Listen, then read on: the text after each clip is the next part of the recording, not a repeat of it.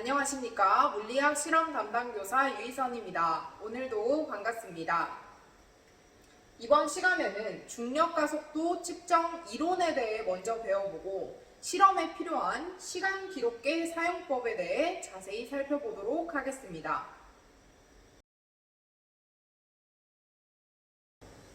중력가속도 측정 이론입니다. 교과서 77에서 78페이지를 보면 됩니다.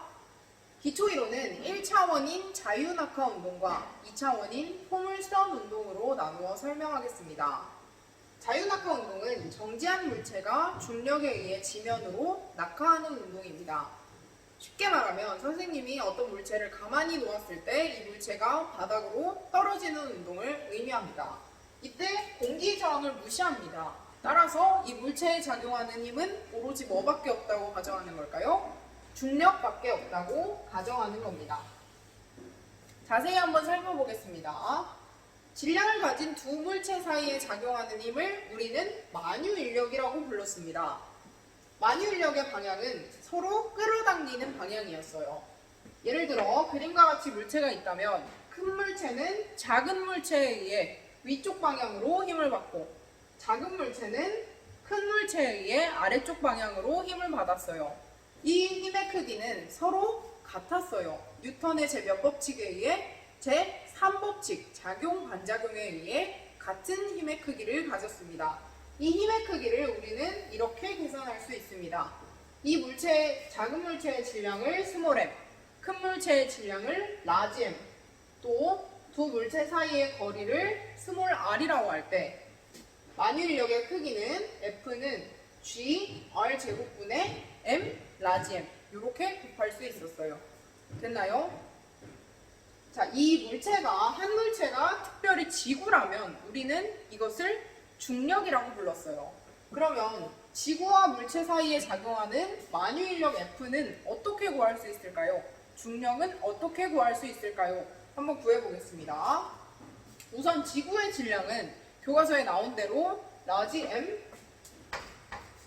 2라고 표기해 보겠습니다. 이때 2는 지구를 뜻하는 Earth의 앞글자 2겠죠.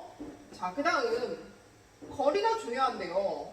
이 물체, 작은 물체와 지표면 사이의 거리는 이 지구의 반지름에 비해서 매우 작아요. 따라서 무시할 수 있습니다.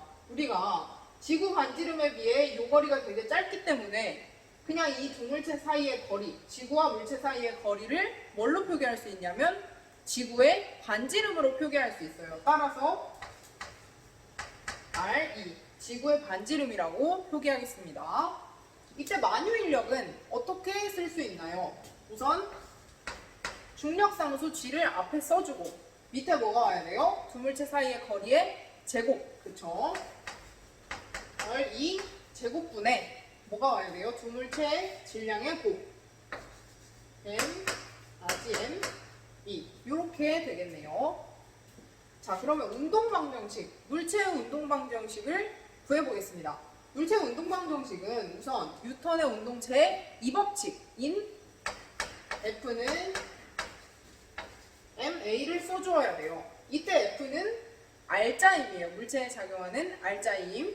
자, 그러면 이 물체에 작용하는 R자임은 뭐밖에 없어요? 공기저항을 무시할 때 중력밖에 없어요. 그럼 이 중력을 여기 밑에다가 그대로 써주면 되는 겁니다. 자, 여기에다가 얘를 그대로 G R2 제곱분의 M 라지 M2 이렇게 써줬어요. 그러면 우리는 뭐를 날릴 수 있어요? 그렇죠. M을 날릴 수 있죠. 그렇다면 가속도 A, 이 물체의 가속도는 어떻게 쓸 수 있나요? 한번 써보겠습니다. G 남은 것만 써주면 돼요. GM이 밑에는 R2 제곱. 뭐가 보이나요? 여기에서 이 가속도는 얘가 떨어질 때의 가속도는 자기 자신의 질량인 M과 관계가 있어요? 없어요? 없어요.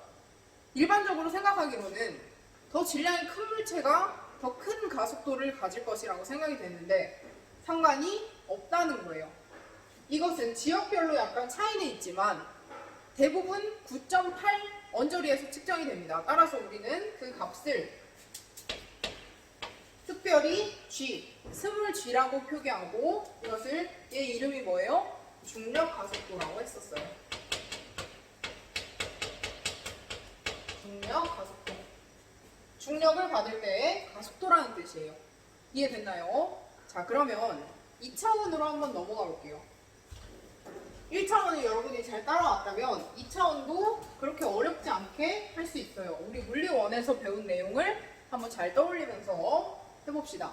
우선 포물선 운동은 지표면 근처에서 던진 물체의 운동이에요. 던진 물체의 운동. 던지면 포물선을 그리면서 운동하죠. 이때도 마찬가지로 공기 저항을 무시합니다. 자세히 한번 보겠습니다. 예를 들어서 이 물체를 이렇게 던졌을 때 선생님이 X축을 이렇게 잡고 Y축을 이렇게 잡았어요. 그렇다면 수평 성분과 수직 성분으로 우리는 물체의 운동을 나누어 분석할 수 있습니다. 이때 수평 성분 얘의 위치는 뭐라고 표기하면 되냐면 축이랑 관계가 있으니까 X라고 표기해요. 물체의 위치는 X. 그럼 수직 성분의 위치 얘 높낮이는 어떻게 되겠어요? Y라고 표현해요. 자, 그러면 속도는 우리가 보통 뭐라고 표기해요? 무슨 문자로 표기해요? V라고 하죠. 그래서 수평 성분의 속도는 Vx. 여기다 아래첨자로 X를 적어주면 돼요. 그 다음 수평 성분의 가속도는 AX라고 표기합니다. 수직 성분은 쉽죠? V, Y, A, Y. 이렇게 나누어서 분석하면 훨씬 더 간편하게 분석할 수 있습니다. 예를 들어서 여러분 물리학 2에서 벡터 배웠죠?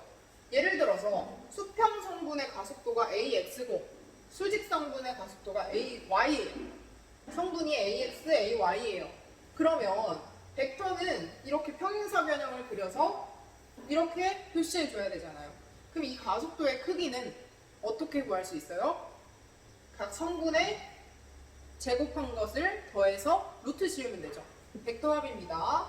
자, 여기서 AX를 제곱하고 거기다가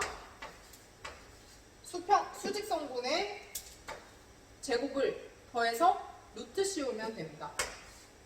이것이 이 가속도의 크기가 되는 거예요. 그러니까 하나씩 구한 다음에 이렇게 루트 씌워서 더하기만 하면 우리가 가속도를 알 수 있다는 거예요. 됐죠? 자, 만약에 그러면 한번 분석을 해봅시다. 처음에 V0라는 속도로 던졌어요. 이때 선생님이 벡터를 표기해놨죠. 이쪽으로 세타라는 각도로 초기 속도 V0로 던졌어요. 그렇다면 그때의 운동은 어떻게 되냐면 일단 등가속도 운동 공식을 떠올려야 합니다. 여러분들이 물리학 1에서 등가속도 운동 공식 총 몇 개 배웠나요?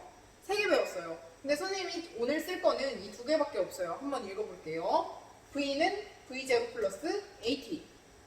속도는 초기 속도에다가 가속도의 시간을 곱한 것을 더하면 되더라. 두 번째, S는 S0 플러스 V0T 플러스 2분의 1 AT제곱. 까먹으면 안 돼요. 초기 위치에다가 초기 속도의 시간을 곱한 것 더하기 2분의 1의 가속도의 시간의 제곱을 더해주면 됩니다. 이렇게 하면 이동 거리가 나오겠죠. 됐나요? 자, 그러면 이것을 이용해서 한번 분석해 봅시다. 우선 수평 방향, X축 방향으로의 가속도. 가속도를 알려면 이쪽 방향으로 힘이 작용하는지 안 작용하는지를 보면 돼요. 포물선 운동은 공기 저항을 무시한대요. 그러면 얘가 수평 방향으로 작용하는 힘이 있어요, 없어요? 처음에 딱 던지고 나면 그 이유는 없어요. 힘이 작용하지 않는단 말이에요. 그때 가속도는 0이 됩니다. 됐나요? 자, 그 다음 수직 방향. 수직 방향으로의 힘, 뭐가 있어요? 지표면 근처에서 던진 물체니까 중력을 받겠죠. 자, 여기에 만약에 물체가 있다고 해봅시다. 이 물체가 있어요. 밑으로 얼마만큼의 힘을 받아요? 중력은 이 물체의 질량이 m일 때 mg만큼 맞잖아요. 맞나요? 근데 아래 방향이에요. 아래 방향이면 y축이 위가 플러스인데 아래 방향이에요. 그럼 얘 가속도 AY는 뭐가 되는 거예요? MA인데 얘가 뭐가 되는 거예요? 마이너스 G가 되는 거예요. 이 마이너스는 왜 붙는지 알죠? 아래 방향이기 때문에. 자, 그리고 그 다음에 초기 속도를 구해보겠습니다. 초기 속도는 벡터에 의해서 성분을 보여주면 되는 거예요. V, 제로 X. 이것은 X축 방향의 초기 속도입니다. V 제로 X는 V 제로의 X축 성분이에요. 이게 V 제로 X예요. V 제로 X의 크기는 어떻게 구해요? 그렇죠. 여러분들이 물리학 2에서 배운 것처럼 V 제로 코사인 세타. 코사인 세타예요. 자, 수직 방향은 초기 속도 어떻게 구해요? 수직 방향은 Y랑 상관이 있으니까 V 제로 Y라고 쓸 수 있겠죠. V 제로 Y는 V 제로 사인 세타가 되겠죠. 됐나요? 자, 그 다음 속도. 여기서부터 속도와 이동거리를 구할 때 아까 말했던 등가속도 운동 공식을 이용하게 됩니다.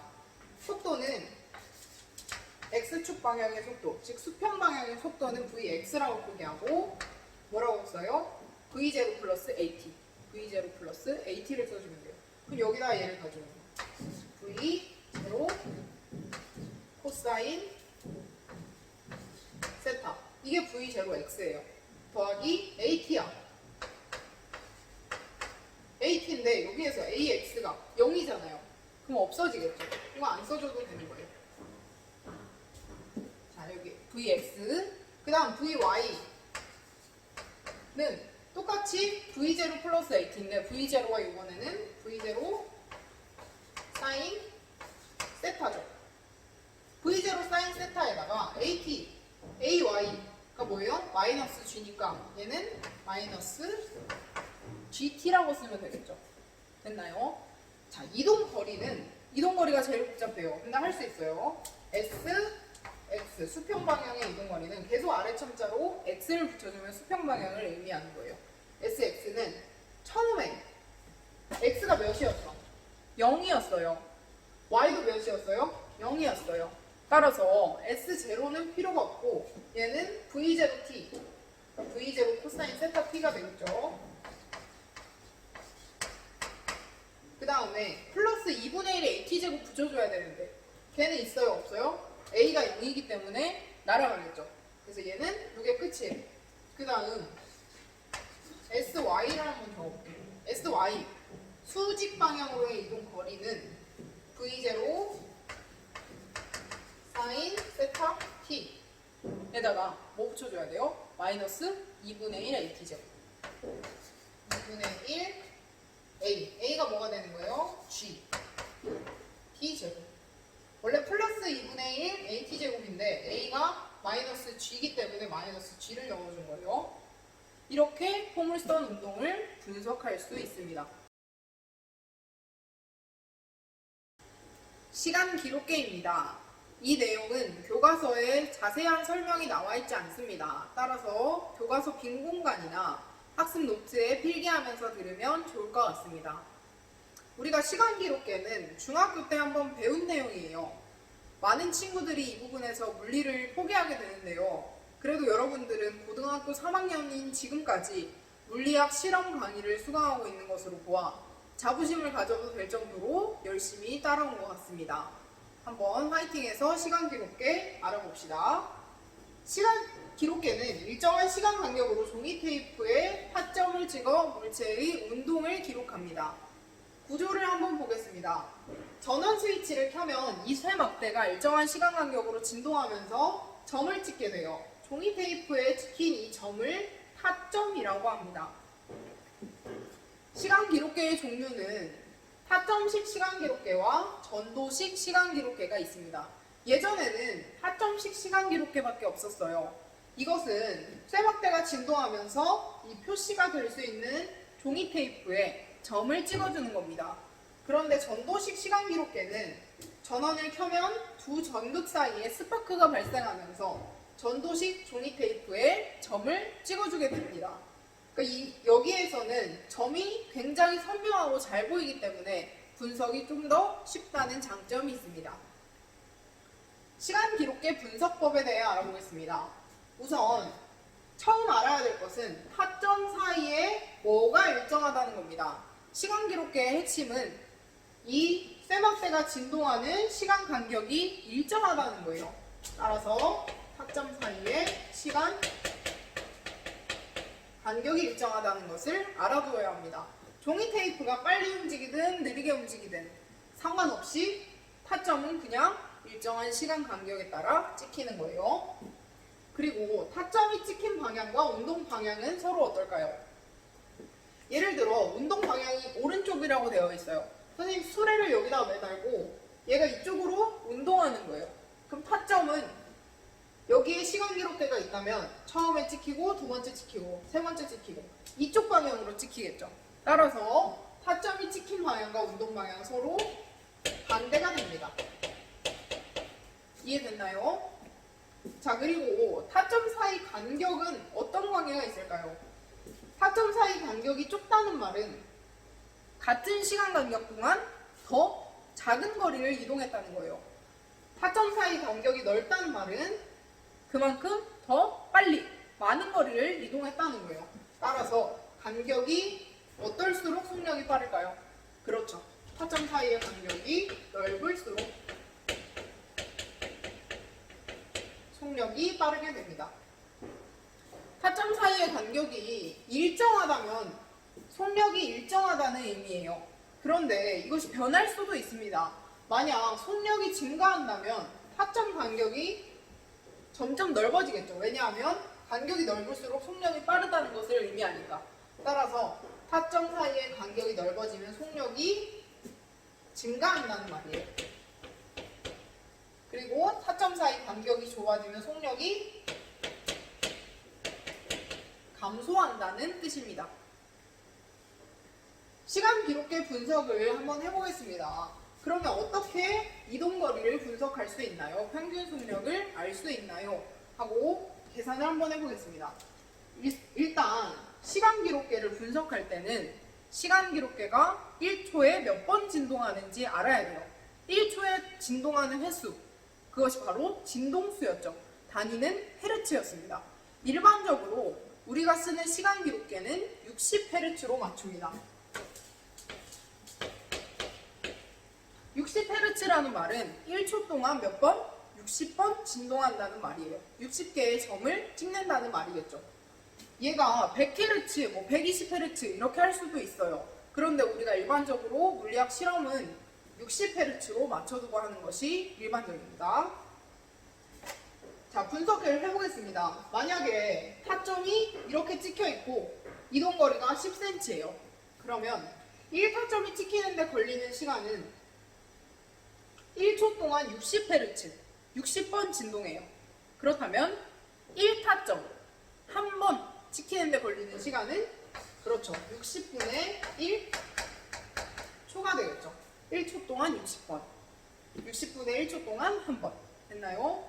그렇다면 6타점이 찍히는데 걸리는 시간은 6번 찍히는데 걸리는 시간은 곱하기 6 하면 되겠죠. 10분의 1초가 되겠네요. 따라서 0.1세크가 되겠죠. 그러면 평균 속력은 어떻게 구할 수 있을까요? 평균 속력은 물리학 원에서 배운 거 잊지 않았죠?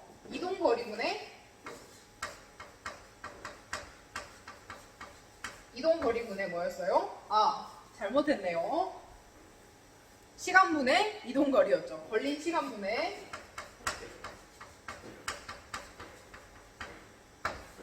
이동거리. 그러면 여기서 걸린 시간은 6타점 찍히는데 1개, 2개, 3개, 4개, 5개, 6개. 그러니까 총 7개의 점이 찍혀 있지만 요거는 0부터 시작입니다. 1개, 2개, 3개 이렇게 6개가 찍히는데 걸린 시간은 0.1초였어요. 0.1초 분의 이동 거리는 이 점이 찍히는데 이동한 거리 10cm를 적어주면 됩니다. 그러면 10cm. 그러니까 1초 동안 몇 센티미터 하는 거예요? 100cm/s가 되겠죠. 이것을 우리가 사용하는 SI 단위로 바꾸면 1 m/s가 되겠네요. 이렇게 구하면 됩니다. 자, 다음 시간에는 중력 가속도 측정 실험을 직접 해볼 거고요. 그 다음 관련 문제를 한번 풀어보겠습니다. 수고 많았습니다.